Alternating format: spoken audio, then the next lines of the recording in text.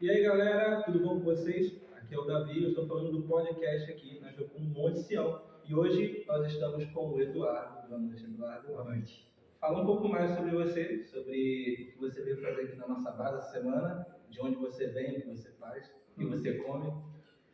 Então, eu sou o Eduardo, mas todo mundo me chama de Edu, né? Sou o diretor hoje de Jogos com a Missão Maringá, né? Estou na missão desde 2006, quando eu fiz a minha ETED, Escola de Treinamento Discipulado, e desde então tenho feito isso, né? Sou missionário de tempo integral, me casei na missão, então tenho minha esposa, Gisela Maria Castelli, dentista, né? A gente tem um projeto muito legal que chama Projeto Sorrir, ela é dentista, então a gente tem um trailer odontológico, e também tenho um filho de 10 anos chamado Samuel.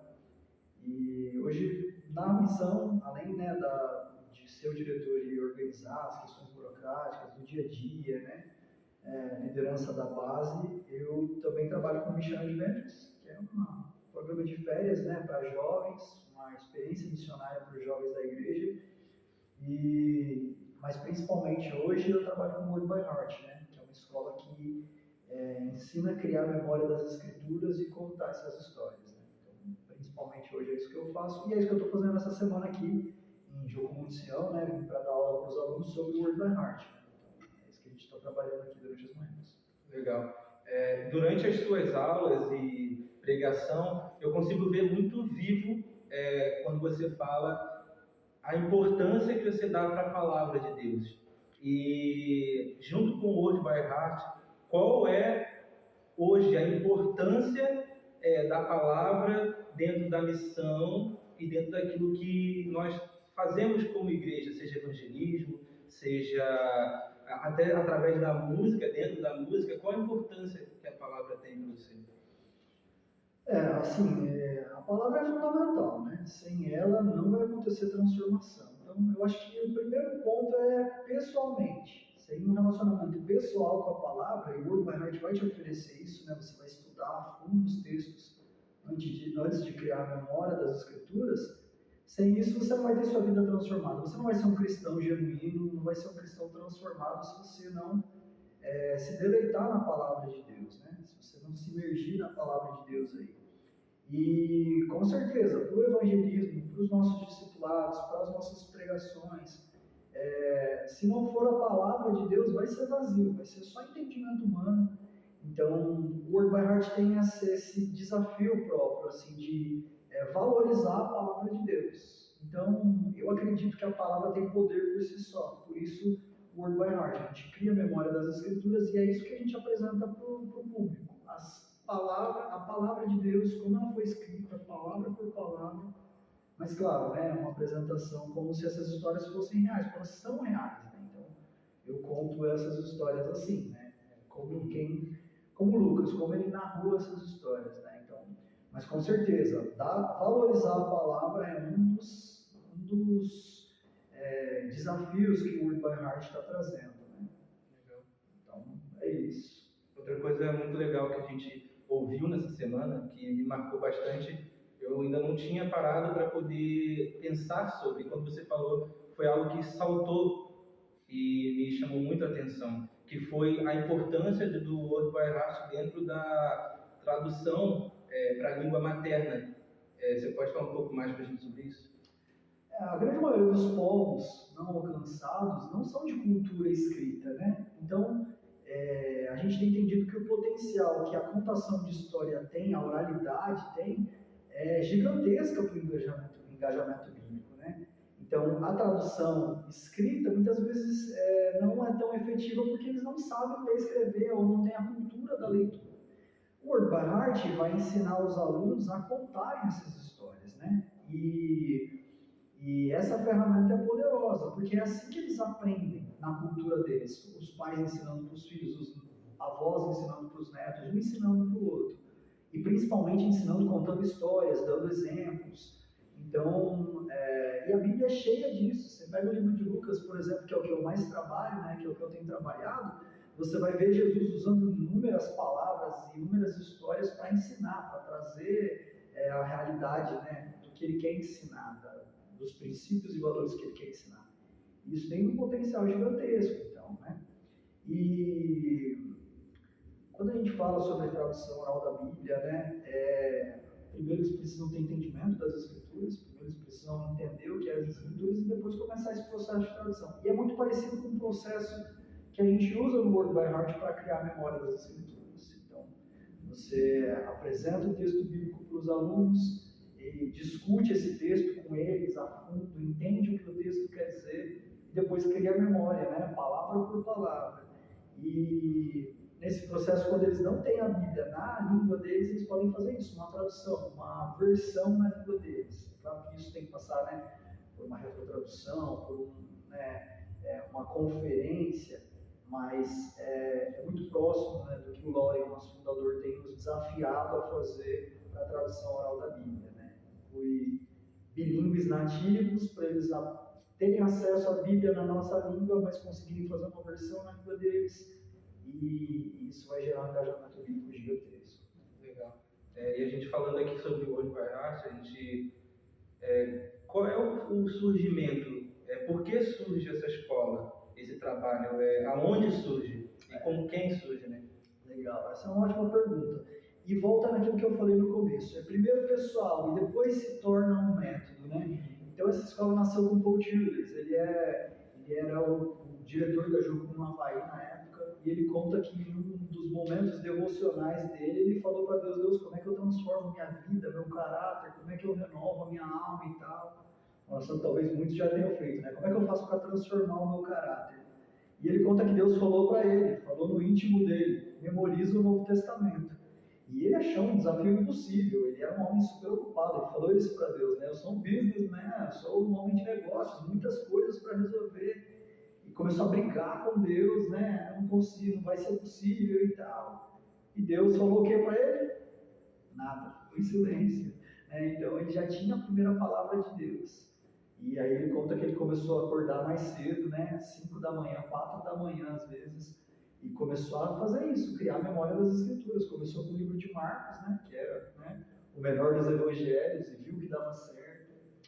E ele também conta que nesse processo, o filho dele acordava mais cedo e começava a acompanhar, começava a ver e contar as histórias, e isso começou a impactar a vida do filho dele. Então ele conta que, por exemplo, uma vez ele estava estudando a história da cura do cego, onde Jesus cospe, faz lodo e passa no olho do cego.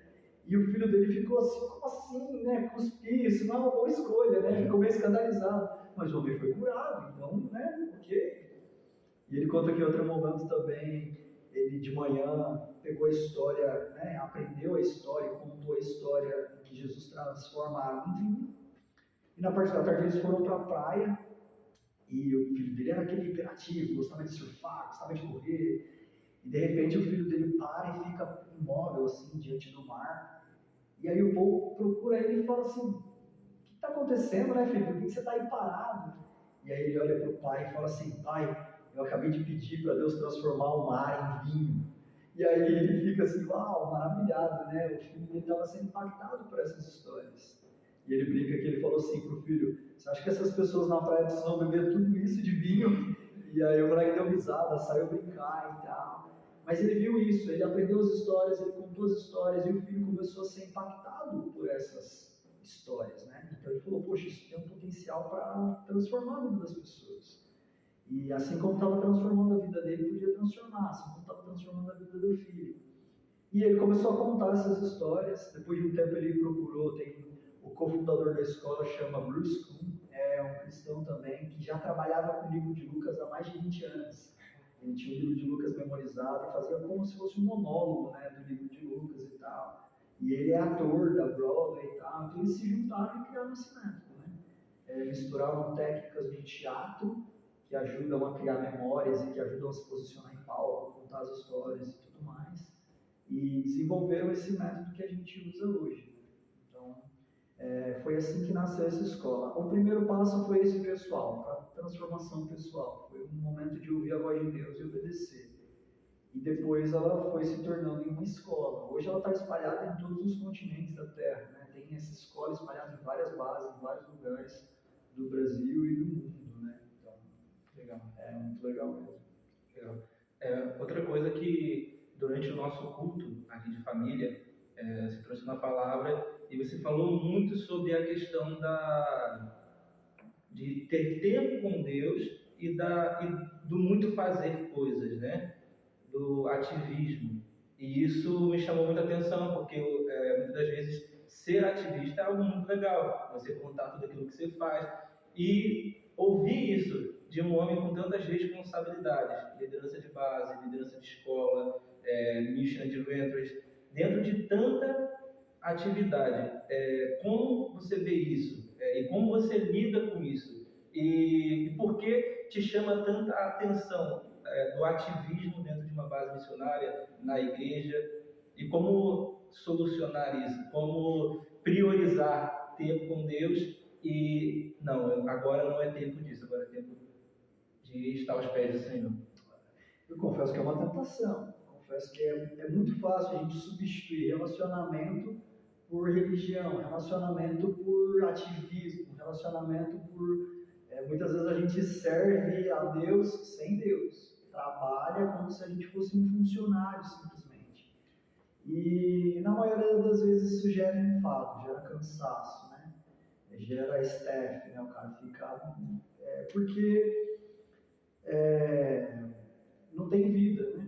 Então, quando você para e gasta tempo com a palavra, você se depara com esse Deus que ama, que consola, que ensina, e é na força dele que a gente caminha. Quando você entra só no ativismo, aí fica mais complicado. E a gente corre um sério risco de se tornar orgulhoso. Que eu faço, que eu consigo, porque eu faço muitas coisas e tal. Então, o Word by Heart, por exemplo, você vai gastar tempo, com certeza, para conseguir criar a memória das escrituras. Não tem como fazer isso sem gastar tempo. Leva tempo. Tem um trabalho duro por trás disso, né? Então, exige que você pare tudo, dê uma pausa e tenha o seu tempo, né? Com Deus e com a palavra de Deus, né? Então, mas eu confesso, não é uma coisa que Deus tem me desafiado e que eu tenho aprendido, né, a separar esse tempo, porque é muito mais fácil a gente simplesmente entrar na dinâmica do dia a dia e fazer uma série de coisas, né? E quando a gente está na missão ainda tem esse ar de eu sou muito efetivo, né? Eu sou grande, mas sem Deus não gera frutos a longo prazo, não gera frutos para a eternidade. Então a gente precisa valorizar a palavra de Deus e o relacionamento com Ele. Legal. Com certeza, essa palavra fala antes comigo. Enquanto eu estou pregando, lógico, é uma mensagem que cabe para todos, mas é um desafio pessoal também, com certeza. A gente já conversou muito sobre no café da manhã, sobre a importância do exercício físico, de estar em forma, de se cuidar. E tu é um cara que sempre, quando a gente está aqui na base, a gente está conversando sobre, e a gente lembra do Eduardo de Maringá, a gente lembra de exercício físico, de corrida, e de quantas vezes a gente via desde a minha tese lá em 2018, você correndo por aí, fazendo exercício.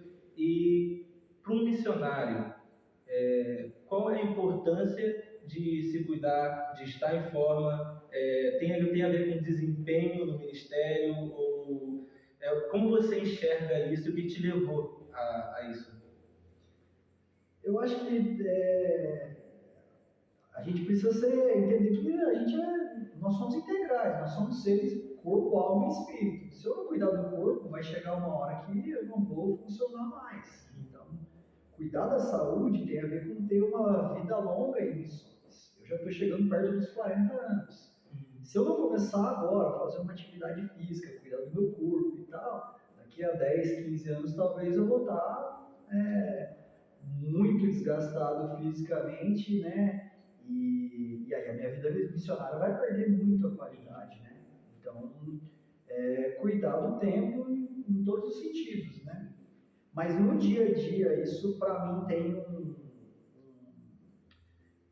o exercício físico serve para descansar a nossa alma também, né? Tirar esse estresse do dia a dia. Então, você tem um dia corrido, decisões importantes para tomar, decisões difíceis muitas vezes para tomar, e aí para um pouquinho, vai dar uma corrida, você volta tranquilo, né? Não que os problemas ficam de lado, né? Mas você consegue, né, deixar um pouco, né, o estresse do dia a dia, né, soa, cansa, desgasta o físico, mas renova, né, a alma, né, renova, as emoções são renovadas, né, e aí você está pronto para no outro dia começar de novo.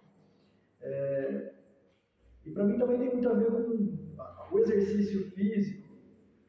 Para mim trabalha muito essa questão de orgulho, né? Eu comecei a correr e no começo a sua evolução é muito rápida, né? Para mim foi uma evolução muito rápida. Só que depois de um tempo essa evolução já não é mais tão rápida assim. Então existe perseverança, você vai melhorando pouquinho a pouquinho, mas sempre tem gente muito melhor que você. Então eu participo de algumas competições pequenas lá em Maringá e sempre belisco um pódio um ou outro na minha categoria. Isso trabalha muito meu orgulho, assim, de continuar perseverante, de continuar trabalhando, mas ainda ter sempre alguém muito melhor que eu, ou melhor do que eu, e lidar com tudo isso. Então, é uma diversão para mim. Na verdade, a corrida é a diversão, assim, é o que eu faço para relaxar, né? Mas também tem um que é missionário, assim, né? Porque a gente sempre tem várias pessoas, eu corro com um grupo de corrida, né? Eu treino com um grupo de corrida. Então é uma oportunidade de relacionamento, de trocar ideia, eles se surpreendem um pouco quando descobrem que eu sou missionário, às vezes, né? Você com essa cara, você não tem cara de crente e de missionário, nunca imaginei. E aí eu falo, por exemplo, né, que eu tenho um livro da Bíblia memorizado, assim, como, uau, nunca imaginei isso e tal. Então é sempre uma oportunidade, né, de evangelismo, de comunhão, legal. Legal. Hoje mesmo eu estava vendo um vídeo de alguém no Instagram e eles estavam falando sobre um avivalista que ele falou que ele estava no leito de morte com 30 anos. Ele fala: Deus me deu um cavalo e uma mensagem. E eu matei o cavalo, e agora eu não consigo mais levar a mensagem, né? Então isso me impactou muito. Eu já estava muito interessado em começar a praticar exercício físico e agora eu olhei aquilo e pensei: meu, eu preciso cuidar mais de mim, senão depois eu não vou conseguir chegar lá. No meu primeiro ano como líder da Jogo Maringá lá, um grande líder da Jogo me perguntou sobre isso, né? O Lars me perguntou, e aí, como é que está a liderança? E eu comecei a me orgulhar do meu ativismo, né? Nossa, eu estou correndo, estou fazendo isso, fazendo aquilo outro e tal. E ele me deu uma palavra de confronto em amor, assim. Ele falou, cuidado, porque se você não cuidar da sua saúde, daqui a pouco você vai estar estressado, vai dar um burnout e vai voltar embora. Né? Ele até contou o testemunho dele, né? Que ele estava num país e ele era esse cara também, né? Que fazia muito, trabalhava, ia aguerrido, e tinha uns amigos dele lá que a cada 2 semanas iam acampar, passavam 3, 4 dias acampando. De lá os caras, né? E aí ele foi confrontar, foi conversar, né? E esses caras falaram para ele, olha, eu tenho um chamado a longo prazo nesse lugar, então eu sei dos meus limites, eu preciso descansar para continuar aqui a longo prazo. E ele conta, né, no testemunho dele, que ele continuou naquele ritmo intenso e tal, e depois de um ano ele precisou voltar para o Brasil, porque a saúde dele não estava 100%, né, e os caras continuam lá até hoje, servindo e trabalhando. Então aquelas palavras dele para mim foram um marco, assim. Depois daquilo eu pensei, não, eu preciso trabalhar duro, lógico, mas eu preciso desses cuidados com a saúde, com as emoções, para não pirar e daqui a pouco tá estressado, tá em burnout, tá cansado demais e não conseguir cumprir o que Deus me chamou para fazer. Então, as duas coisas têm que caminhar juntas, mas também é uma linha bem fina, assim. Se você não tomar cuidado, eu mesmo sou competitivo demais, né? Por isso que eu acho que trabalha bastante o meu orgulho. Eu quero me superar, eu quero vencer os desafios, se você não tomar cuidado, você fica pensando só nisso, e investe demais nisso, tempo e tudo. Então, mas para mim a corrida é isso, para mim essa válvula de escape. Legal. Uma coisa que sempre também nos chama a atenção sobre tua vida a gente estava até conversando sobre isso antes, a dedicação que você tem a evangelismo e sobre o tempo que você tem, os anos que você tem investido em Barretos. Eu queria ouvir um pouco mais sobre isso, ouvir como tem sido e o que te motiva a continuar e a desempenhar esse trabalho. Legal. Barretos base de Jogum, Maringá, começou com esse trabalho do movimento country. Então, a gente está numa cidadezinha pequena lá no interior do Paraná, não tão pequena assim, a terceira cidade do Paraná, mas na época era menor, né? E o início da base foi isso, com o rodeio, com as festas de peão, e desde o início da base de Maringá, o tio Wellington, que é o nosso fundador, lá ia para Barretos. Eu fiz minha tese em 2006, e desde 2006, quase todos os anos, eu acho que só um dos anos eu não consegui estar lá porque eu tinha outro trabalho, mas quase todos os anos eu estou lá. E, assim, é uma experiência muito legal. Barretos são 10 dias de impacto, a gente fica dentro da festa, são os organizadores da festa que nos recebem, né? Lá a gente não entra como jogo especificamente, nós entramos como promoção humana. Então, a gente serve a festa durante o dia, trabalhando com as crianças, né? Levando no rancho do peãozinho ali e tal, ajuda a festa também com algumas funções, mas o nosso foco, claro, o nosso coração é o evangelismo, né? Poder compartilhar o amor de Jesus com as pessoas. E eu já fiz isso lá dentro de inúmeras maneiras diferentes, né? Então, eu dou oficinas de contação de história através de mágica, truque de mágica, evangelismo criativo e tal. Então, essa é uma estratégia que eu uso demais lá, né? Sair à noite de palhaço, no meio da festa, aborda as pessoas e pergunta, poxa, quer ver uma mágica? E aí, no meio dessa mágica, ela está sendo... ela ouve falar do amor de Jesus, né? E o evangelismo em si que a gente faz. Mas o World by Heart também é uma estratégia muito legal, né? A gente, por exemplo, já visitou o rancho dos competidores, que é onde eles ficam ali na parte da tarde e tal. E fez tipo um culto para eles, tempo de louvor, e eu contava uma história, aplicava as histórias, depois a gente ia para o relacionamento. Então é muito legal. Esse último ano que eu fui para lá foi um tempo diferente, assim. Eu trabalhei, foi mais de relacionamento, assim, né? A gente ajudou o pessoal do Rodeio Carneiro e eu fiquei no fundo de brete embretando o carneiro, ajudando eles e tal. E eu percebi algo que Paulo fala que é muito legal, assim, né? Primeiro dia eu fui do meu jeitão, assim, né? Bermuda, tênis, boné, que é bem quente lá e tal, e ajudei. Mas no segundo e no terceiro dia, a gente estava no fundo de brete, então esse ambiente country, né? Então eu arrumei um chapéu, arrumei uma calça e camisa de cowboy, e pela primeira vez em muitos anos em Barretos, eu coloquei o traje, né? Eu me trajei de cowboy e tal, e é impressionante como a resposta e como a abertura deles foi totalmente diferente. O pessoal que trabalhava ali fez piada, fez brincadeira, mas me receberam de uma maneira totalmente diferente, com uma abertura totalmente diferente, porque eu estava me identificando com a cultura deles, com o jeito de vestir e tudo mais. Depois tive a oportunidade de ir no ranchinho deles ali, comer com eles, e conversar, e contar história, e pregar. Então, assim, é muito legal. É muito legal. E é um evangelismo assim, por relacionamento, com as estratégias. O nosso pessoal mesmo leva peça de teatro, dança, monta tipo um palco no meio da festa, ou uma apresentação no meio da festa e faz impacto de evangelismo. Faz muito evangelismo pessoal. Então, Barretos é tipo assim, oportunidade de evangelismo o dia inteiro, 24 horas por dia mesmo. Se você ficar ali e com o coração disposto, de manhã é com criança, à tarde também, mas à noite a gente vai para os evangelismos. Na madrugada tem os resgates, né? Então pessoas que estão mal ali, né? Bêbadas ou até a gente já encontrou pessoas assim, desmaiadas, né? E aí a gente faz esse apoio na madrugada. A gente vai para o Hospital do Câncer de Barretos, de Palhaço também, que faz evangelismo lá. Então, assim, é um projeto bem legal, vale muito a pena conhecer. E é a oportunidade de evangelismo o dia todo, né? Então, é muito legal. Muito legal, tudo isso é incrível. Mas tudo tem um começo.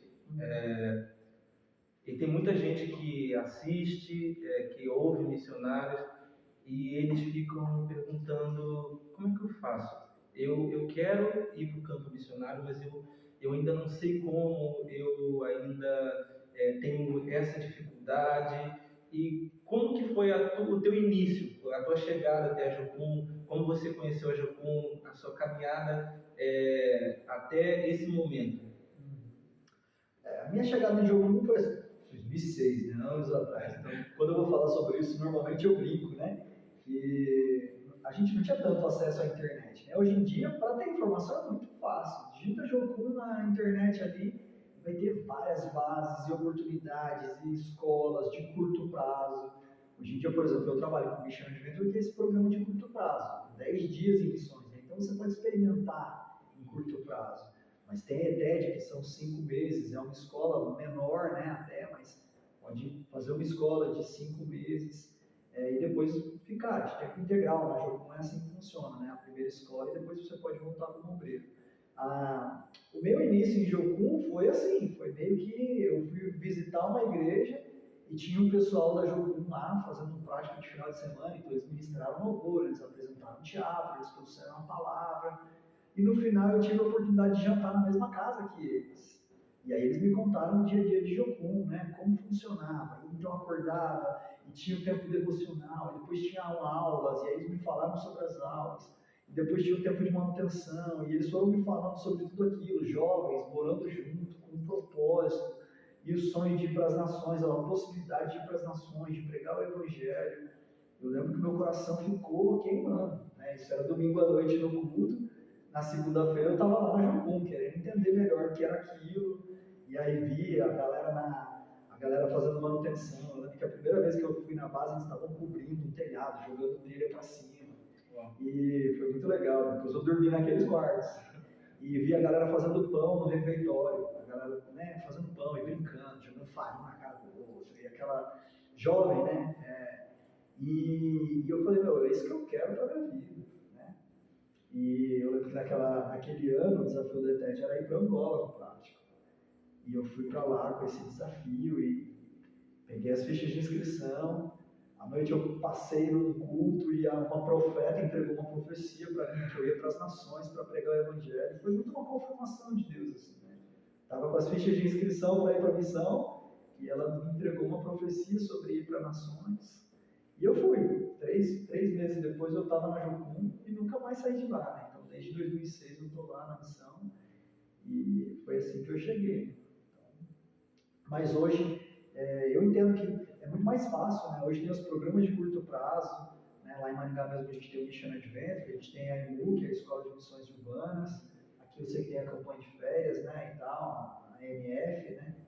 E a própria ETED, né? Tem na maioria das bases de Jocum, hoje tem base de Jocum em todos os estados do Brasil, né? Então é muito legal, tem muita oportunidade. Legal. E como que foi esse tempo, desde 2006, né, até aqui? Qual é o... Não existem fórmulas mágicas, né, mas qual é o segredo da obediência? Obedecer e ir, mas não apenas isso, mas permanecer. E permanecer não se arrastando, mas a gente vê que há uma obediência ativa. E qual é o segredo disso? Se é que existe um segredo, mas fala da sua experiência, de todos esses anos permanecer. Assim, eu nunca titubeei no tipo assim, sobre o meu chamado. Eu sempre, nesses 10 anos, eu nunca tive um momento assim que eu pensei em desistir, por exemplo. Eu amo isso, né? Então é divertido para mim estar na missão, é uma coisa que me empolga. Mas eu acho assim, eu tive líderes que me apoiaram demais, né? Eu tive um líder, o Gustavo, que confiou demais em mim. Então ele sempre estava me desafiando a alguma coisa, né? Sempre estava então, o Mission Adventures foi isso. Eu trabalhei no primeiro ano e depois ele me desafiou a liderar, então eu fui aprendendo e fui liderando. Depois de um tempo eu trouxe o curso Cordas lá para Maringá, então isso me impulsionou a liderar outras coisas, assumir outras responsabilidades. Aí veio o Word by Heart e a vice-liderança da base ao mesmo tempo, mais ou menos assim, né? E o Word by Heart, por exemplo, eu entrei como aluno para assim, para receber, né? Eu queria receber. E aí eu entendi que eu era um obreiro da base que estava ali e que ele queria implantar. Então eu fui desafiado a implantar o Word by Heart também. Então assim, nessa dinâmica de base, eu sempre foi meio que natural, assim. Quando eu falo que eu nunca titubeei, é que as coisas foram acontecendo e uma obediência foi levando a outra e um desafio maior e maior. Até chegar à liderança da base, uma coisa que eu nunca almejei e tal, mas esse desafio de liderar a missão, né, a Jogo Maringá lá, é lógico, com toda uma equipe, né, me apoiando, mas a coisa foi meio natural. Mas o que eu digo assim, a gente precisa ser fiel no pouco, né? Então, se eu não tivesse me disposto a obedecer a Deus e apoiar o Gustavão lá no começo, com o Mission Adventures, eu não teria tido espaço para liderar, então eu não aprenderia sobre liderança. Então, a liderança de um programa pequeno foi uma coisa, né? O servir primeiro e depois liderar, e depois a outra liderança, e aí outra, e os desafios vão aumentando. Né? Então, eu acho que a receita, como você disse, né, é ser fiel no pouco. Aquilo que vier à sua mão, faz com excelência. Né? Se você fizer com excelência as coisas que são pequenas, que são te dadas, você vai aprendendo com essas coisas e os desafios vão aumentando, e vão aumentando, e vão aumentando, e aí você vai, né, cada vez crescendo mais. E claro, o coração ensinável, né? A gente vai aprendendo com o tempo. Se você tem um coração ensinável, você vai cada vez aprendendo mais.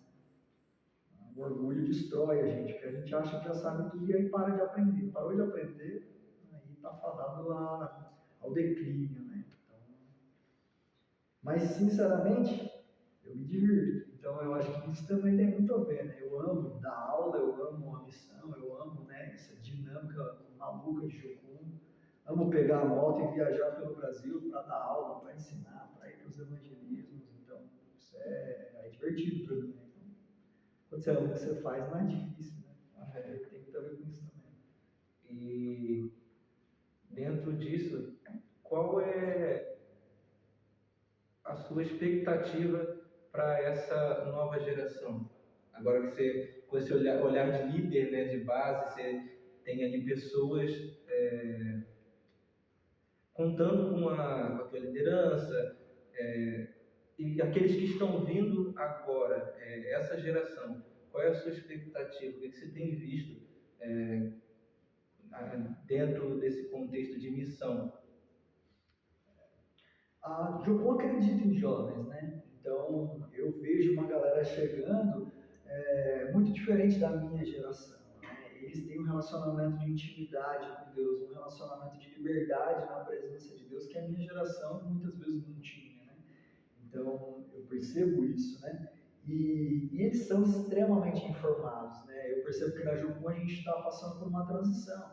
Quando eu cheguei na Jocum, a galera era aqueles, né, o cara bruto, o cara do trabalho braçal, o cara, né, mais do evangelismo, né? E hoje em dia a gente tem uma geração chegando formados, com faculdade, com know-how acadêmico, extremamente informados por causa da internet, por causa das redes sociais e tal. Então, se você consegue direcionar isso de uma maneira legal, nossa, tem um potencial no reino gigantesco, né? Então, eu tenho muita expectativa, né, da multiplicação para Jocum, né, do que Deus está fazendo, do que Deus vai fazer. E acredito nessa geração, né?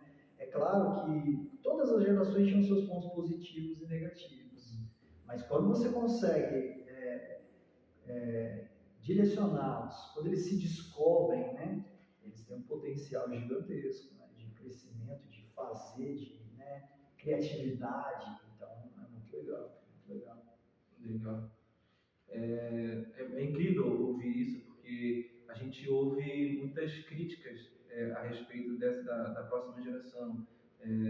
E eu ter te ouvido até no outro dia que estava conversando você falar sobre isso, sobre falar para a próxima geração, é algo que às vezes nós como igreja, como missão, às vezes não estamos tão preocupados, né? A gente está preocupado com aqueles que já estão ali e vamos trabalhar para a questão ali, é muito legal, isso é ótimo, né? Mas eu vejo que às vezes a gente esquece que está vindo uma geração que é a minha geração, que eu faço parte, que muitas das vezes eu também não entendo, e como falar para eles, né? E como transmitir algo. Muitas das vezes eu mesmo fazendo parte não consigo. E, e como que você, mais uma vez, né? Como você enxerga isso, né? Qual é a metodologia do Eduardo, né? Para esse desafio? A crise geracional é natural, né? A gente vai ficando mais velho e começa a notar as diferenças. Então, e na maioria das vezes, nós queremos que eles se pareçam conosco. E em princípios e valores é fato, uma geração precisa discipular a outra. Mas, por exemplo, na linguagem, em outros detalhes, se eu não tentar falar a língua que eles falam, a gente vai ter essa crise geracional, a gente vai ter conflitos, né? Então, eu acho que a gente precisa valorizar o jovem porque ele é a força da missão, ele é a força da Jocum, né? É maravilhoso quando você chega numa base, por exemplo, da Jocum, e tem uma ETED grande com 20, 30, 40 jovens, e você ouve dos sonhos deles e das histórias deles, e é aquele ambiente de alegria, descontração, mas ao mesmo tempo de temor do Senhor, porque é maravilhoso. Por exemplo, eu trabalho com Mission Adventures, a gente faz uma campanha no começo do ano, 45 jovens que estão pagando, que estão investindo para ter uma experiência missionária, ou seja, não é aquele cara descompromissado, aquele cara que, não, ele está botando o dinheiro dele para viver uma experiência missionária, e ele quer viver uma experiência missionária, e a gente sabe como começa, né? A gente programa tudo ali, mas a gente não sabe como termina. Eu falo sobre as áreas de influência da sociedade, por exemplo, desafio eles a voltarem para a casa deles e implantarem o reino onde eles estão. E tem inúmeros deles que eu encontrei anos depois fazendo algo efetivo na área de influência deles e tal. E eu vejo que eles saem com o coração queimando, querendo fazer algo, querendo. Então, eles têm essa força de trabalho, essa força de alegria do jovem, a disposição, um desprendimento com muitas coisas que para mim hoje já são um desafio. Por exemplo, eu tenho família e filhos, então eu tenho limitações por causa disso, né, nas minhas viagens e tudo mais. E eles não, eles estão prontos para ir para o meio do nada e começar algo novo. Então, isso é a força da Jocum, que eu acho que a gente não pode perder assim. Quando a gente não consegue comunicar com a geração que está vindo a seguir, a gente não consegue discipular e transmitir o DNA, né? Não consegue transmitir os princípios e os valores. E às vezes é por causa de umas besteiras tão pequenas, assim, jeito de falar, jeito de pensar, gosto musical. Eu conversei com alguém essa semana sobre isso, né? O meu gosto musical é totalmente diferente dessa geração. Mas se eu não respeitar e não deixar o que eles tocarem, o que eles gostam, eu vou perdê-los. Então, é lógico que a gente vai tentar desafiar, prestar atenção para ver se tem Bíblia nisso, por exemplo, se é uma coisa. Mas, com certeza, eles vão falar uma língua que é um estilo diferente do meu, né?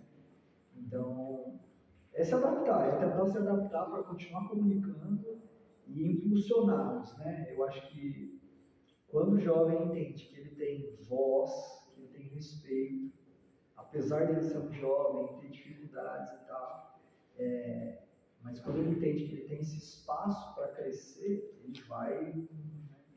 E principalmente quando ele se sente desafiado, ele responde no desafio, né? Então é muito legal isso. Acho que desafiar o jovem é a receita para fazer com que ele cresça na missão. Legal. E depois de tanto tempo vivendo essa vida na missão, na Jocum, eu creio que você coleciona bastante histórias de superação, de ver um suprir do Senhor em um lugar que não tinha de onde tirar. Conta pra gente um pouco mais de algumas histórias que você viveu e que você pensa, nossa, eu brinco que tem algumas histórias que a gente olha e pensa, será que foi eu mesmo que vivi isso? Eu acho que foi outra pessoa, acho que eu estou lembrando de alguém, mas quando a gente para pensar, não, eu vivi isso e olha o que Deus fez, foi incrível. E eu creio que você deve colecionar inúmeras histórias dessas. Financeiras? Financeiras é as mais bombásticas que tem, né? Eu não digo financeiras assim, mas, por exemplo, quando eu fui para a missão, logo nos primeiros anos, eu sempre admirei motoqueiros, assim, eu gosto de moto e tal, eu sempre gostei. Então, a minha história nisso é muito legal. Assim, nos primeiros anos de Mission Adventures, de missões e tal, né, a gente ia com um programa para as igrejas, dava treinamento e tal. E uma noite eu estava num treinamento numa igreja, e na hora da janta eu estava conversando com um cara que tinha moto, custom e tal. E a gente conversou na hora da janta, uma conversa despretensiosa, assim, né? E eu perguntando para ele como é que era viajar de moto, se ele levava a esposa, e como é que era tudo isso, né? E no final da conversa eu falei, né? Nossa, um dia eu ainda quero fazer isso, quero fazer missões de moto, né? Viajar o Brasil de moto e tal. E tranquilo, né? Mas assim, bem. No final do culto ele me procurou, eu não sabia o nome dele, né? Não tinha se apresentado, ele só conversou, bate-papo na hora da janta. E aí falou, olha, Deus falou comigo, eu vou te dar uma moto de presente. Eu fiquei, uau, como assim, né?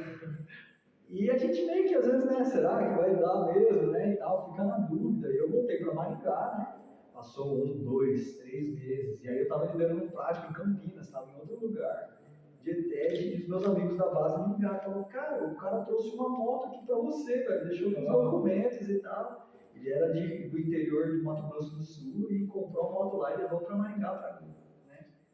E deixou o documento e o telefone, e sinceramente até esse momento eu não lembrava o nome dele, não sabia o nome dele, então ele deixou anotado e tal, liguei para ele, agradeci e tal.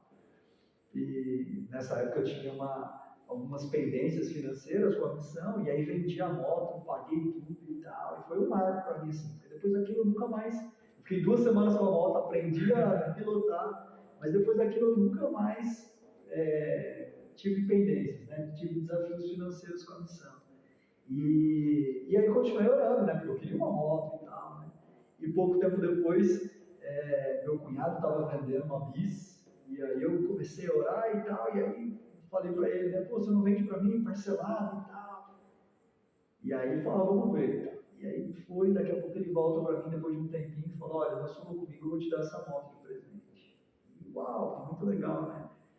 Fiquei um tempo com essa bis, mais uns 2, 3 anos com ela. E aí eu lembro que o tio Wellington lá na base começou um movimento, né, em Brasil, na verdade, de abibliamento, de a Bíblia em cada casa, né? E eu queria viajar a cidades pequenas para fazer reuniões com os pastores e tal, né? A ideia era começar pelas cidades pequenas e tal. E comecei a orar para Deus me dar uma moto maior, né? Porque não tinha como viajar com aquela, né? E tal, divisa é complicado. E até fui conversar com a minha sogra, né? Se ela não me emprestava um dinheiro para comprar a moto. E aí ela falou, vamos ver, tal, a mesma coisa, né? E depois de um tempo ela falou assim, não, vou te dar esse dinheiro aqui, abre uma poupança para o Samuel, você vai depositando lá aos poucos e tal.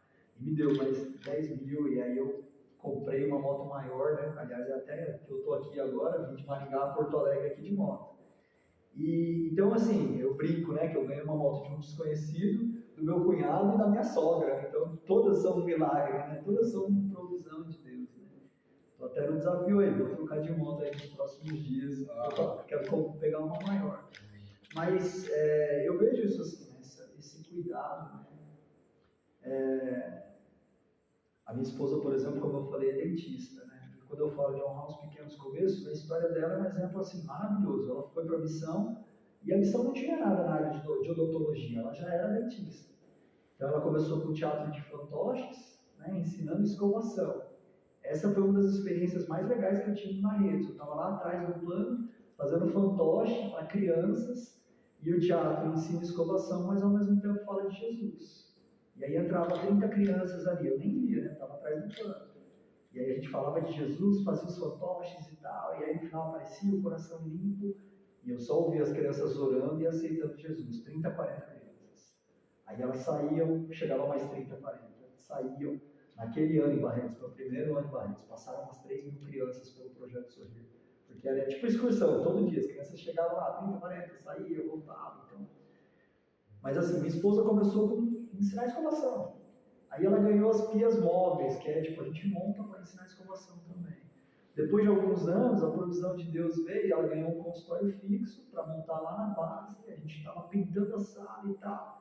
E um consultório portátil. Então era tipo uma mala que a gente levava para tudo quanto é lugar, com pessoa e tal. Então ela foi obediente com os fantoches, ganhou a provisão para as pias móveis, aí ganhou a provisão para o portátil. E aí o pessoal do Rotary lá de Maringá nos procurou e falou, olha, a gente queria fazer um projeto maior, um projeto global. E era tipo assim, um trailer odontológico, né? Então, levou quase 4 anos para o projeto se cumprir, mas eles doaram para a gente um trailer odontológico que custa R$ 140 mil, completo, assim. E a gente na época tinha um Palio Weekend. Então como é que você puxa um trailer com um Palio? Impossível. Mas em 3 meses a gente levantou os recursos para trocar o Palio por uma caminhonete. Então foi assim. Deus é fiel, ele que nos deu o treino e ele sabia da necessidade. Então eu lembro que teve uma igreja e em uma noite a gente levantou R$ 20.000. A igreja levantou 10 mil em oferta e uma pessoa falou assim: olha, eu vou dar mais 10 mil. E aí todo mês ele mandava 2 mil e tal. E a gente comprou uma caminhonete de 60 mil, né? Levantou esse recurso em 3 meses.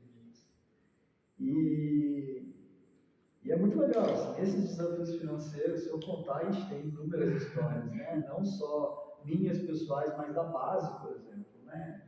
Tantas coisas que Deus tem feito e tal. Então, a compra do terreno lá em Maringá.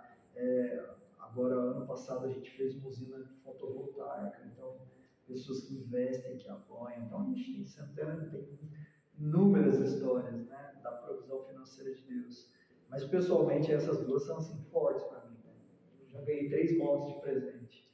E o trailer odontológico e a caminhonete foram provisão de Deus, assim, total. Legal. E na área assim, de evangelismo, de ver pessoas entregando a vida para Jesus e às vezes de formas diferentes, às vezes até inusitadas. Quais experiências que você poderia nos falar? Eu acho que essa de Barretos marca muito, né? Crianças que estão com uma sementinha plantada no seu coração. Então, o Projeto Sorrir é uma estratégia muito legal pelo número, né? Muitas crianças entravam ali e entregavam a vida para Jesus. É, mas uma experiência que me marca muito em Ouro Preto, por exemplo, foi para o impacto de evangelismo lá em Ouro Preto, né? Com o tio Pedro e tal. E a gente estava numa igreja e ficava uma galera embaixo intercedendo, a gente na frente no evangelismo e uma galera dentro fazendo aconselhamento. Quando o tio Pedro falou que ia funcionar assim, eu fiquei pensando, poxa, sempre tem gente orando mesmo, né? Uma galera meio que lá embaixo intercedendo. Na rua fazendo evangelismo, beleza. Mas dentro, sendo aconselhado, né? No carnaval, será que a galera vai entrar na igreja para ser aconselhado? Beleza. E esse impacto foi muito legal, assim, porque começou o evangelismo, a gente já estava umas 9 horas, tinha um palco grande em cima, um palco grande embaixo, era uma ladeira, e a igreja ficava bem no meio, uma igreja mais tradicionalzona, assim, né? 2 pisos, 3 pisos.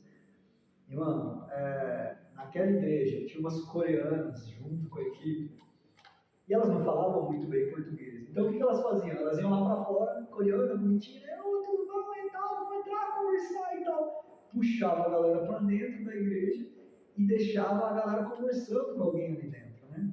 Então era uma cena muito engraçada assim. Você entrava na igreja, era aqueles bancão de madeira de igreja, e em quase todos os bancos tinha alguém conversando com alguém, fazendo esse evangelismo, esse discipulado. Mas era carnaval, então você via dentro da igreja menina vestida de diabinho, o cara vestido com máscara de monstro, menina vestida de policial, de bombeiro. Só que assim, a noite inteira, cara, a igreja ficava cheia, entre aspas, assim, vários bancos ocupados a noite inteira com gente sendo evangelizada ali, né, discipulada ali dentro. E essa noite me marcou muito porque assim, eu faço mágica, né? Então eu abordei um cara na rua e fiz posso fazer uma mágica? E fiz a mágica. Nossa, ele ficou surpreendido. E aí a gente começou a conversar. E a gente começou a conversar e tava ele e um amigo. Eu lembro que o amigo saía, buscava droga e voltava muito louco. Ia, voltava. O amigo dele foi ficando cada vez mais louco. E ele tava meio assim alto já, né? Já tinha bebido umas. Mas ainda estava sóbrio, né? Esse que ficou conversando comigo. E é sério, eu fiquei com aquele cara umas 2 horas naquela noite conversando. Ele não ia embora. Eu tive que pedir para ir embora do evangelismo. Porque a gente ia conversando, conversando, conversando. E foi muito legal. Assim. O irmão dele tinha se suicidado, então a gente conversou sobre isso. A gente conversou sobre muitas coisas. Assim. Então foi um tempo de evangelismo muito legal, né? E aí no final orei com ele e tal. O amigo dele só ia e voltava. Mas aquele cara trocou a noite dele de balada para ficar trocando ideia e ouvindo falar de Jesus. Então, assim, não importa o ambiente que você esteja, sempre tem pessoas sedentas. Né? Aquele cara estava sedento. Quando a gente começou a conversar, ele não queria ir embora, ele queria ficar ali, né? Ele queria desfrutar daquela conversa. Sinceramente, eu tive que pedir para ir embora. Teve uma hora que eu falei, mano, eu tenho que ir embora, né? Do evangelismo, assim, né? E foi muito legal, assim, foi marcante para mim por causa disso, né? É muito legal, né? E o impacto em si foi muito legal também. Então, vale a pena demais. E tem histórias em Barretos, por exemplo, de pessoas que foram evangelizadas em Barretos, voltaram para suas igrejas, se tornaram cristãos, depois foram fazer TED e hoje estão com a gente em Barretos fazendo evangelismo. Né? Tem histórias assim, né? Então é muito legal mesmo. Né? Eu vejo que é um cara que se move muito em evangelismo, né? Às vezes as pessoas se tornam líderes, mestres, né? Passam a ensinar e tem menos tempo para evangelismo. Às vezes é um cara que está sempre envolvido com o evangelismo. Então, já tem um monte de atribuições, né? Com base, aula, viajando para dar aulas em TEDs, o próprio World by Heart, que se envolve muito. E essa paixão por evangelismo, como é que você descreve isso? Né? Depois de tantos anos ainda não mede esforços para estar ali. Né? Sinceramente, eu faço sim evangelismo. Eu prefiro treinar. Eu trabalho muito treinando a igreja para fazer evangelismo. Então, dou aula, ensino, dou aula de evangelismo, dou aula prática de evangelismo criativo e tal. Mas eu digo assim, tem pessoas que são aquele cara que chega a ser chato, né? Ele sai na rua e ele vai evangelizar alguém com certeza. Você deve ter um amigo assim, né? Ou conhece alguém assim. Eu confesso, eu não sou esse cara. Para mim, as pessoas ainda perguntam, né? Qual que é o segredo? Eu falo pra galera quando eu tô dando aula, ainda hoje dá frio na barriga, ainda hoje eu tenho essa coisa assim, tipo, eu faço. A gente sempre está envolvido com alguma coisa, está na rua, está treinando, sempre tem um treinamento, depois a gente leva eles para o prático. Então, no Paraguai, por exemplo, né, a gente vai com a galera, você tem que dar exemplo, você está junto, você está fazendo, mas tem o desejo de fazer, mas eu sempre falo para a galera, esse frio na barriga e esse medo, como é que vai ser, nunca passou para mim. Hoje eu tenho inúmeras estratégias, eu tenho histórias para contar, mas eu ainda vou para o evangelismo e ainda dá aquele friozinho na barriga. E eu acho que isso é positivo, assim, porque uma das coisas que eu sempre falo fica em sintonia com o Espírito Santo, não vai na sua força. Esse friozinho na barriga me faz depender de Deus, tipo assim, eu estou ali, eu tenho que estar em espírito de oração, com quem eu vou falar, como é que eu vou falar e tal. E, e não perder as oportunidades, né? Então, essa última vez que eu fui para o Paraguai, por exemplo, né, eu falei isso para a galera antes de sair, olha, não percam as oportunidades, fica atento e tal. E aí a gente chegou na comunidade para o evangelismo e minha esposa não estava muito bem. E aí eu saí para comprar um refrigerante para minha esposa e para o meu filho e tal, né, porque eles estavam meio amuados e tal, não sei lá, fazer um agrado, né. E eu estava voltando com os 2 refrigerantes na mão, assim, né, tipo, desconfortável para carregar e tal, aquelas garrafas, não tinha. E aí eu passei na frente da casa de uma senhora no caminho indo, né? A galera tava aqui, eu fui longe comprar, no caminho de volta, né? Voltando pro meu pessoal, tinha uma senhora paraguaia sentada na frente de casa, né? Eles costumam fazer isso, né? Senta na frente de casa e fica tomando tererê. Ela estava sozinha, mas a filha dela estava por ali. E aí eu passando, a senhora fez um gesto para mim assim, tipo, dá um gole aí, né? Tipo, dá um refrigerante aí, né? Aí eu dei uma risadinha, falei, vamos lá comigo, né? Tomar um refrigerante, vamos comigo, né? Como quem diz assim, não vou ir não, vem com você comigo, né? E dei um passo, 2, 3, e aí eu me lembrei do que eu mesmo falei, né? Não perde as oportunidades. Eu falei, pô, essa mulher tá me pedindo um refrigerante. Se eu for lá e der refrigerante para ela, o que vai acontecer? Eu vou ter a oportunidade de conversar com ela, vamos tomar um refrigerante junto. E aí, esse insight do espírito, né? Volta, né? Dá refrigerante para ela, senta para conversar. E foi muito legal, porque daí eu voltei, sentei, abri o refrigerante, ela buscou o copo, aí eles pegaram o tererê, que é cultural no Paraguai, e a gente tomou refrigerante, tomou tererê e conversou, né? Eu falando com o meu portunhol, né? Meio atrapalhado, mas a gente teve uma conversa muito legal. Fiquei ali uma meia hora conversando com ela, com a filha. Tive a oportunidade de evangelizar, falar de Deus para elas e orar no final. Então, eu confesso, ainda dá o friozinho na barriga até hoje. Mas quando você está ligado ao Espírito Santo, né, quando você está com esse coração, as oportunidades aparecem, ele te mostra o que fazer, como fazer, o que falar. Então, é muito legal. Né? Eu faço sim, mas é na dependência dele ainda, meu Deus, ainda. Porque sempre é uma pessoa diferente, a reação sempre vai ser diferente, né? Você nunca sabe como vai ser. Mas a gente sabe quem ele é. Isso é evangelismo, comunicar quem ele é, o que ele fez por nós. E isso nunca muda, né? Independente de como as pessoas vão receber, a gente pode fazer evangelismo, né? Nosso papel não é como elas vão receber, nosso papel é o que a gente vai falar, né? Sobre quem a gente vai falar, né? Esse Jesus. Legal. E ouvi você falando sobre tanto essa parte mais criativa e essa parte mais de relacionamento.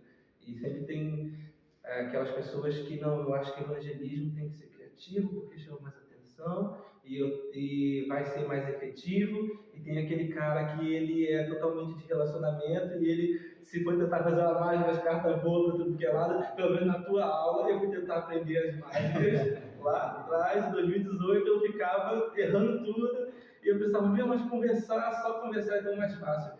Mas aprendi a fazer algumas coisas, né? E usei bastante, mas como que se explica isso? O criativo, o relacionamento, as duas coisas são válidas, um é melhor do que o outro, sabemos que não, mas como você explicaria isso para a gente? Eu falei isso para a galera essa semana na aula, né? A gente tem que tomar cuidado para até para o evangelismo não ser focado em nós. Qual que é o coração do evangelismo? Comunicar quem é Cristo, não perdido. Se é com mágica, se é com relacionamento, se é com teatro, como vai ser? Se é orando, se é uma palavra de conhecimento. A minha esposa, por exemplo, ela ama orar pelas pessoas, então às vezes a abordagem dela é essa: ai, tá, como é que você tá? Tá tudo bem? Posso orar por você? E é uma oração. Tem o cara que vai fazer isso através da música, ele vai adorar a Deus ali, a presença de Deus vai se manifestar e ele vai comunicar quem é Deus através disso. Eu não tenho uma regra assim, né? Eu ensino, por exemplo, truque de mágica, mas eu sempre falo isso pra galera. O truque, a mágica, a dobradura, a história é para quebrar o gelo, né? Porque as pessoas têm um pouco de preconceito também com crentes. Se eu chegar com a Bíblia debaixo do braço e falar, eu vim falar de Jesus para você, eles vão, né, se assustar, né? Então a gente usa isso como um quebra-gelo para apresentar de uma maneira criativa, mas o que eu acho muito legal é o que acontece depois, né? Você senta, conversa, pergunta, ouve a história da pessoa e tem a oportunidade de aconselhar, de orar, né? Eu falo sobre isso. Eu não me preocupo com quantidade, por exemplo, né? Você vê, a história que mais me marcou é que eu fiquei 2 horas conversando com o mesmo cara. Isso é efetivo, né? Eu faço uma mágica em um minuto e meio. Se eu quiser, eu faço mágica para 50 pessoas numa noite e vou sair com um relatório. Poxa vida, eu evangelizei 50 pessoas hoje. Mas quão profundo foi isso? Um minutinho, dois com cada um. Então, eu não vejo isso em Jesus. Ele pegava e gastava tempo com as pessoas. Ele sentava, ele se compadecia, ele amava, ele curava, ele restaurava, ele confrontava, fazia pensar. Então, comia com as pessoas. Então, olha aqui, relacionamento, né? Então, eu uso sim a mágica, mas é para quebrar gelo. Depois, se der, sentar e conversar mesmo, relacionamento. Se é criança, por exemplo, é brincando, vamos brincar, vamos fazer bagunça e tal. Em algum momento eles vão assimilar um princípio bíblico, vão aprender alguma coisa importante, uma sementinha vai ser plantada. Se é com uma pessoa mais idosa, por exemplo, se prepara, você vai ouvir muito tempo, porque é isso que ganha o coração deles, eles contarem a vida, a história deles. E depois sim, você vai poder, né, evangelizar, plantar uma semente. Né? Então, eu acho que, por isso que ainda dá frio na barriga, né? Não tem uma receita, faz assim que vai dar certo. Né? A única receita que a gente tem é apresenta Cristo, né? Apresenta quem é Jesus, o que ele fez e principalmente quem ele é. Né? Isso é uma batalha para mim o tempo inteiro, tentar apontar para Cristo. Né? Senão a gente aponta para as regras, para os costumes, para a religião, e, e apontar para Cristo é apontar para o relacionamento mesmo. Então, esse é o desafio.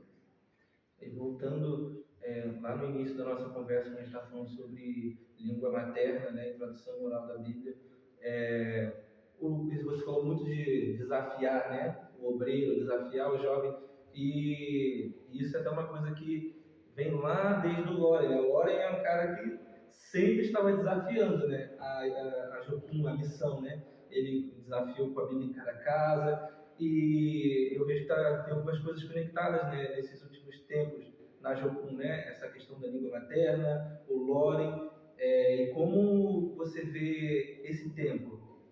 Você falou muito para a gente, né, sobre entender aquilo que o Espírito Santo está comunicando e nós obedecermos, e como você tem visto a missão agora que o Loren veio a falecer, o legado que o Loren deixou, e junto com isso o último desafio dele para nós como missão, né, que é a tradução da Bíblia.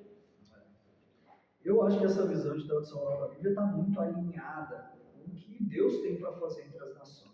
Estou estudando essa semana, estou aprendendo, estou criando memória do livro de Atos, e naquele trecho onde o Espírito Santo vem e aqueles homens, apesar de não serem galileus, ouvem galileus falando na sua língua do coração. É assim que o Espírito se manifesta, na sua língua materna, e eles ficam admirados com isso. E isso tem um poder de transformação. Eles ouvem as maravilhas de Deus na língua do coração deles. Pedro prega e milhares se convertem. E depois mais milhares, e depois mais milhares. E a impressão que dá é que os discípulos perdem a conta, que eles começam a falar sobre multidões que estavam vindo para o reino, né? Então eu acho que essa visão que o Lore nos deixou da tradução oral da Bíblia, o Jocum se envolver, isso está muito alinhado com o coração de Deus. A glória dele, a glória do conhecimento dele cobrindo a terra como as águas cobrem o mar, né? A gente só vai ter isso quando a Bíblia for espalhada para todas as nações da terra. E é diferente você ter acesso a uma Bíblia em outra língua e ter um acesso a uma Bíblia na sua língua do coração. Ela vai falar o seu coração, vai gerar transformação interior, né? Então, tem um potencial gigantesco. A maioria dos povos não alcançados não tem uma língua escrita, ou a maioria não tem acesso à língua escrita, né? A escrita, que é uma tecnologia que veio depois, né? Então, a oralidade, a Bíblia em áudio, ou a Bíblia contada por alguém, como a gente faz no Word by Heart, tem um potencial de engajamento bíblico gigantesco, né? De pessoas tendo um encontro real com esse Jesus, né? Porque no Word by Heart a gente não desafia o aluno simplesmente a memorizar palavras, mas a ter um encontro real com Jesus e falar o que ele acredita sobre quem é esse Jesus através das palavras dele. Então, quando ele está diante de um público, a intenção dele não é mostrar como ele decorou todas as palavras, mas é mostrar quem é o Jesus das palavras, né? Então, personificar Cristo diante da audiência dele. E esse é o nosso desafio como cristão. Isso é ser cristão, né? Ser um exemplo de Cristo para as pessoas, né? Ser uma cópia de Cristo entre as pessoas. E ter a palavra na sua essência tira de mim, tira do meu entendimento. Não sou eu falando o que eu penso simplesmente, é a Bíblia sendo contada, né? Então, eu sinceramente estou extremamente empolgado com essa onda de tradução oral da Bíblia. Nunca me imaginei em todos esses anos na missão. Eu falava sobre oralidade, mas não conseguia me encaixar no movimento de tradução da Bíblia. Não se falava tanto sobre isso em Jocum quando eu vim em 2006, por exemplo. Nos últimos anos isso tem sido fomentado e tal, e eu estou muito empolgado em entender qual é o meu papel, como eu vou fazer isso, como o Word by Heart se encaixa nisso. Por exemplo, tem a Paulina no Nepal que está usando o Word by Heart para traduzir para 3 línguas ao mesmo tempo, fazer 3 traduções orais da Bíblia ao mesmo tempo. Ela já está há muitos anos lá, então ela conhece língua, cultura, tem um know-how bíblico gigantesco.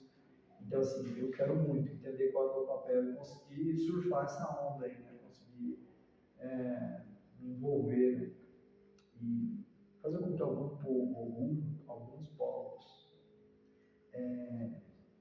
recebam a Bíblia, né? Através disso. Legal. A gente está entrando agora num período de jejum e oração pela missão. E como você vê a Jocum daqui a alguns anos, né? Agora a gente está entrando numa nova fase, talvez, né? Um novo tempo. É um tempo onde a gente ainda não vive, a Jocum ainda não viveu, não ter a voz do Loren.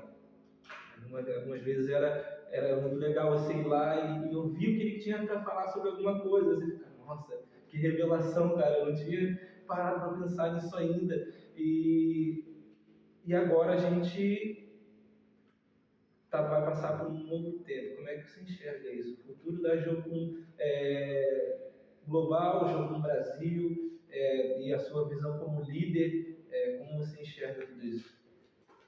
Eu acho que foi muito estratégico em Deus essa última visão do Lore, porque primeiro que ele começou um movimento de oração, e as coisas começam em oração mesmo, né? Ele nos envolveu na tradução oral da Bíblia, mas não só de uma maneira prática.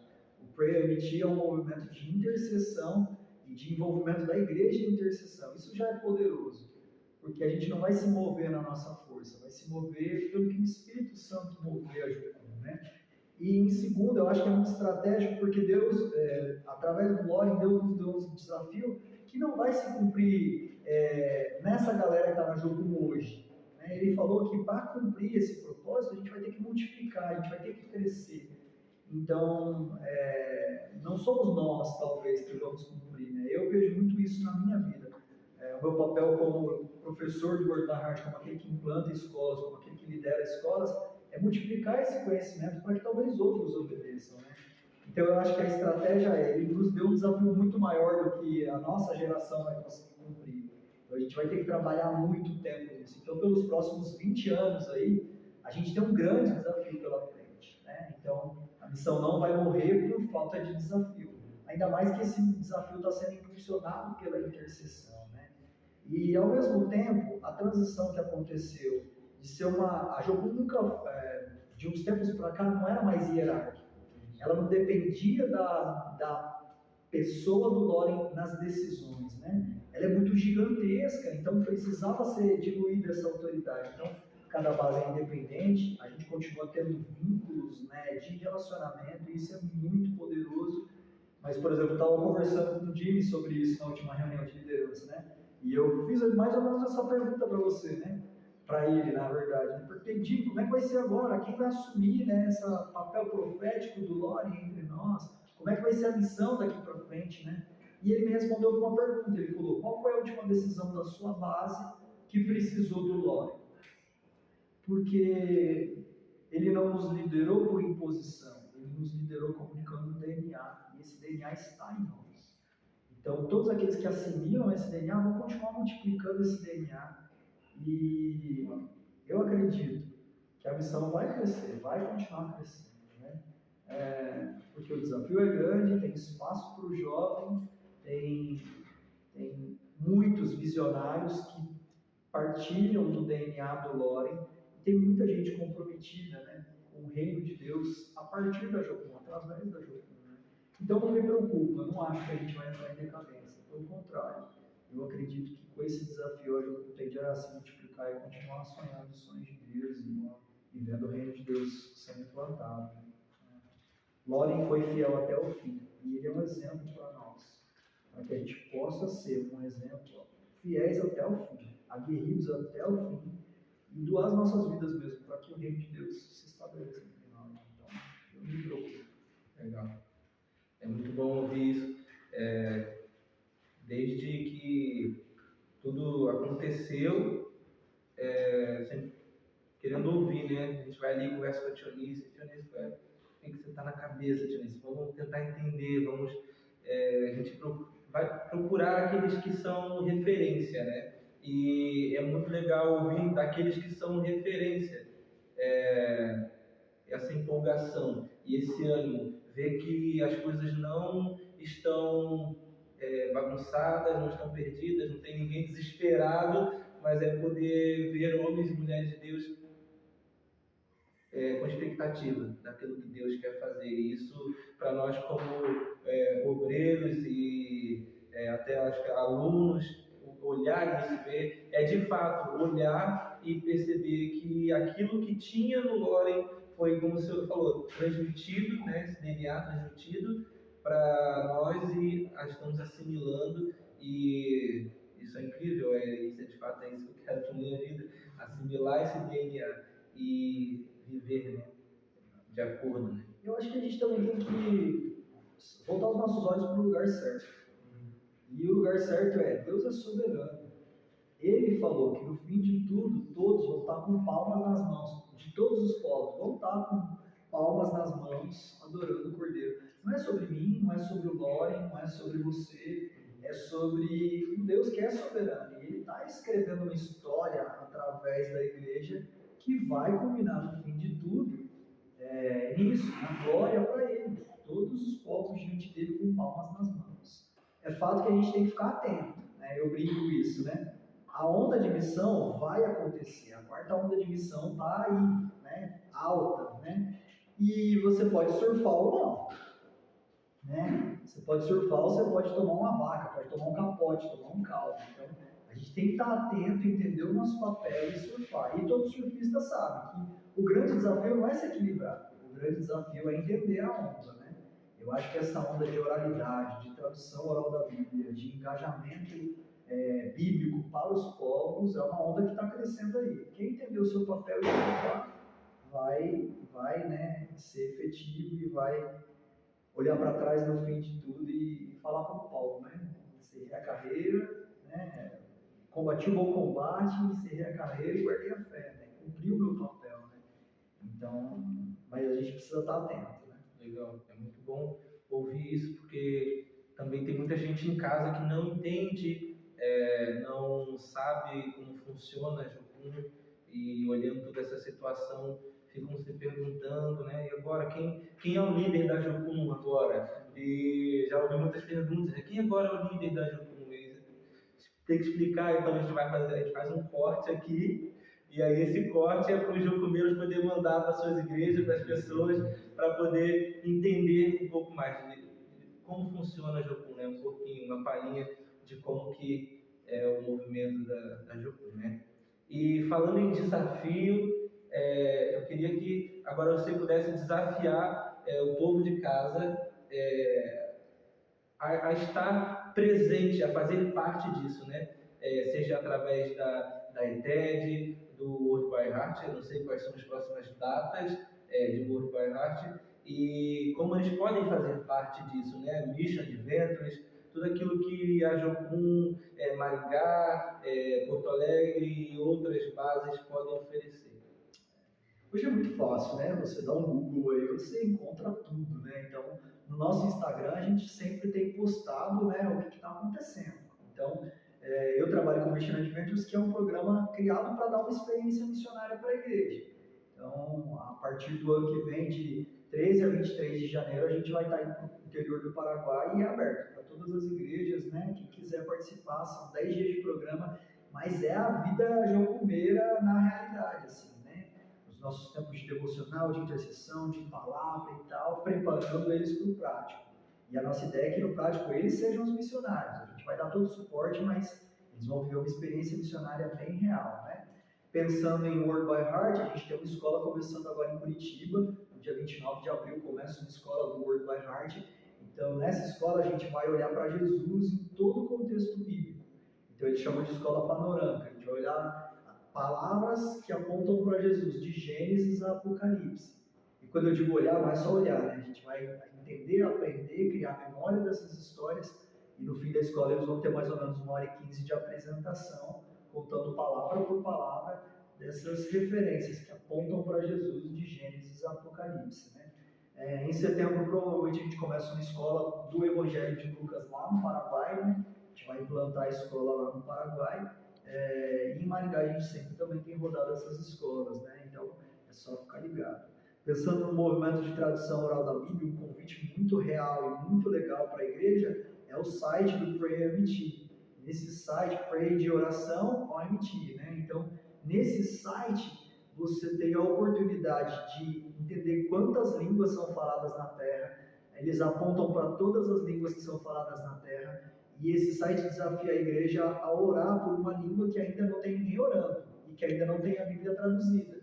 Então você vai ser parte de uma equipe de oração. Só que não é essa oração assim, eu vou orar hoje, não. É tipo assim, você vai se tornar um intercessor por essa língua. E a ideia é que você ore até que essa língua tenha a Bíblia traduzida na sua língua materna. E a gente vai fomentar isso, né, esse movimento de oração inicialmente Mas todos os dados vão sendo atualizados ali. Então no site você vai encontrar, tem Bíblia escrita, tem Bíblia oral, quanto da Bíblia tem e tal, quais são os povos. Então são mais de 17 mil povos na Terra. Só no Brasil tem mais de 200 povos, né? E apenas 10%, ou um pouco menos de 10% desses povos têm acesso à língua, né? Na sua língua do coração, a Bíblia na sua língua do coração. Então, um dos desafios é, entra lá no site, ora, adota uma língua, e daqui talvez 20 anos você vai ver que essa língua teve a Bíblia traduzida oralmente e você fez parte disso, você foi um dos intercessores, você assumiu, né? Então, que desafio legal, né? É um convite bem legal para a igreja. Mas segue a gente no Instagram, né? Jocum Maringá, Monte Sião também é o Instagram de vocês, né? E ali você sempre vai ter as informações, os convites das escolas, né? ETED, a gente vai começar no ETED no segundo semestre, então o ETED é essa escola, para você se tornar jocumeiro, né? Para viver a vida que a gente vive. Legal. Vale a pena, muito bom. Então é isso, galera. Tá feito o desafio. Você que quer fazer parte desse tempo que nós estamos vivendo como Jocum, experimentar tudo aquilo que a gente conversou aqui hoje, é só você entrar nas nossas redes sociais, Jocum Maringá, Jocum Monte Sião, e se atualizar daquilo que nós estamos fazendo. Muito obrigado, Eduardo. Valeu, Sempre um prazer prazer estar com vocês. e muito obrigado.